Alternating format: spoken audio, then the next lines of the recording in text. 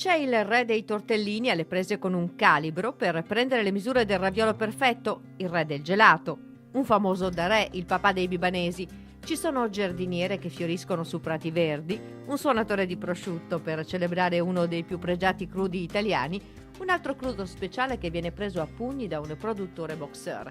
Sono le facce di gusto di Renato Vettorato, ritratti di grandi e piccole aziende che della qualità e dell'eccellenza hanno fatto il loro segno distintivo, raccolte in una mostra dal titolo emblematico Facce di gusto, allestita lungo la galleria del Teatro Accademico di Castelfranco Veneto a Treviso. Ritratti di chi lavora dietro le quinte per ottenere prodotti eccezionali, con la fatica, ma soprattutto con una passione che infine è anche divertimento e piacere. Ed è la terza serie delle facce, firmata dalla macchina da presa di Renato Vettorato, fotografo curioso e mai convenzionale che dopo le facce da chef e le facce di vite si è voluto spostare dalle cucine e dalle cantine ai luoghi del nord-est dove nascono storie che raccontano i valori di un territorio e i suoi prodotti, conservandone in qualche caso gelosamente la tradizione, in altri portando innovazione e creatività nella trasformazione. Ed è così per esempio per la pasticceria, arte eccelsa, o nella misteriosa arte casara. Una mostra che ancora una volta ha il doppio pregio di raccontare qualcosa di nuovo, facendoci sorridere e invogliando lo spettatore a iniziare un meraviglioso viaggio